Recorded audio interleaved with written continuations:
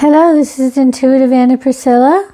I am back. I've been on a little journey through the West, had a little vacation, and I wanted to play with my charms a little bit. I've been working a lot with cards and missed holding charms in my hand and throwing them. So I wanted to show you my charm collection, a little bit of my charm collection here. As you can see, I have hundreds and hundreds and hundreds of charms. I started collecting tea symbol charms, and then I got into Lenormand charms, and then I just went a little bit crazy, and I've been getting charms. You can buy them on Etsy, you can buy them online, different shops. You can buy them from Tea With Karin. She has a lot of little charm sets. So the beauty of charms is that they're totally intuitive. I mean, there are set meanings for like tea symbols or Lenormand symbols, but I would just ignore that. I think that charms, the beauty of them is that it's an intuitive, totally intuitive symbolic way of doing readings or divination. So really they mean whatever they mean to you. For example, here's a little cat. So what does a cat mean to you? Maybe you've had cats all your life and they're like your best friend, or maybe you find them kind of too independent and too moody for you. So that might represent someone who's independent or moody. Or here's a boot. What's a boot mean to you? Does it mean a kick in the butt or stepping out, moving on, taking a stand? Here's a key. A key opens doors, but it also locks doors. It also can be a clue that leads you to a better understanding. You get the key to a crossword puzzle, for example. Sunglasses, so they're filtering out the light, the sun, allowing you to see. A nurse could be caring. It could also be someone who tormented you while you were in the hospital. So it's really fun just to kind of journal. What I would recommend is once you get a few charms, just start journaling. Write down what the first thing that comes to you about what this charm means. So here we have a little ballerina. So what's that mean? Grace, poise, dancing, discipline, sore feet. Here we have a horse. So what's that? A free spirit, running, wildness, a cane, support, a candy cane for Christmas. So once you start getting a few charms, just get a journal and start writing down what you think. Here's a mirror. So this could be, say, look at yourself. Or what are you reflecting? Or what's reflecting back to you? Or reflect that negativity back to someone else. Or, oh, I need to clean my mirror. It's filthy. Or here we have the Eiffel Tower. So that could be travel to a foreign country for you. Skull and crossbones. That could be a pirate. Could be you're going to be a pirate for Halloween. Can also be something poisonous or noxious. Apple, temptation, or something you give to your teacher, a sign of respect. There's a lobster holding on, not letting go, or a night out at a seafood restaurant. A pipe, maybe that's the pipe your dad used to smoke, or just sitting and contemplating. So if you're drawn to charms, just buy a few. You don't need to buy books. You don't need to do anything. Just look and sit with them and see what meaning they give you.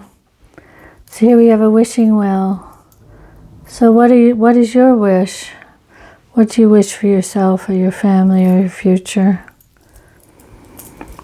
So you can see I have hundreds and hundreds and hundreds. And I just love dipping in and sitting and seeing what story you can even make a story with charms, you know.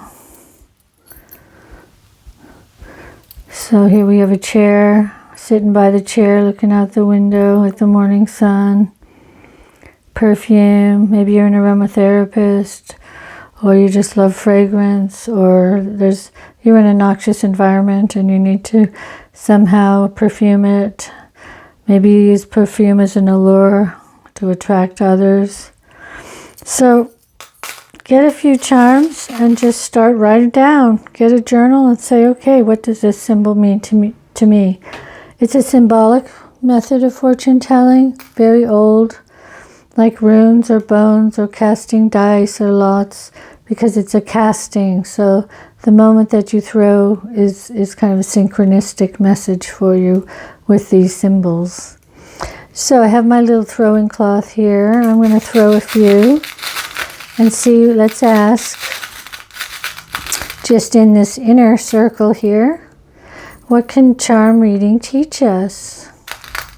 So the first thing is, we got, unrelease this, we got a little snowflake. So snowflakes are cold, they're perfect, they're geometrical. So maybe it's telling us, don't be so frozen, be fluid, let the snowflake melt, put a little warmth into what you're doing with your charms or your symbols. Everything's not perfect. You don't have to be regimented. So maybe the snowflake is that message, or maybe you have another message, you know. Maybe it's something you want to start taking up this winter, whatever you feel. The second group is don't do this. Here we got this looks like the Aries, no, Capricorn, I think there's a Capricorn here. So again, Capricorn's a very rigid sign, very structured. Again, a winter sign. So again, don't be too rigid, don't be too snobby, don't be too hierarchical. There's no right or wrong way to do things. Maybe it's not as prestigious as reading tarot or something, but charm reading is a wonderful pursuit to take, and just jump right in. Don't do this. The other thing we got for don't do this is a little airplane. So don't take it too fast. Don't think you have to fly too high. It's a very humble way of fortune telling or divination. So keep your feet on the ground. Don't get too pretentious about it. The hidden benefits of reading charms as a child. You can have some fun. Charms are childish. We all had little charm bracelets when we were a child. Charms can bring out your inner child. Just playing around with your charms. Maybe make a charm bracelet out of them and wear that. So have some fun. Have some fun. Don't take it too seriously.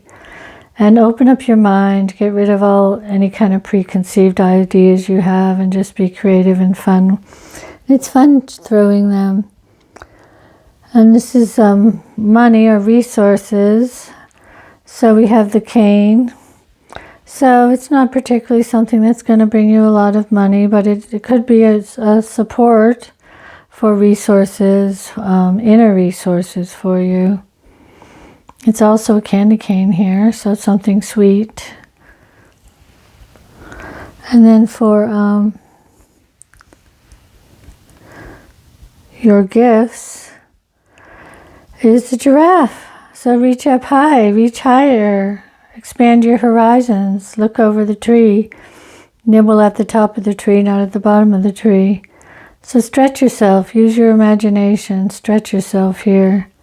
It's something exotic, it's something fun, and it's just something different. So there you have it. That's our little lesson on charms, and my little sharing my little charm collection with you. And just get some and have some fun. So here we go. I'll just share another. Dice. I forgot to mention dice. You can get small dice. These are good for numerology, for timing, for numbers of people that might be involved in a situation. Anything that's involving numbers. Numbers have symbolic, so you could use it for numerology. Like 6 would be balance and harmony, and getting along with people. 2 could be a couple or decisions, or right and wrong, or yes and no. So learn the meaning of numbers. You can add little dice. You can add all sorts of things to your charm kits. But here's the handcuffs. And I've given you a key here. Open up your imagination. Have some fun. Don't be so bound up in your thoughts. Enjoy. Thank you for listening. And if you like my little videos, please like and subscribe, and I will be back soon.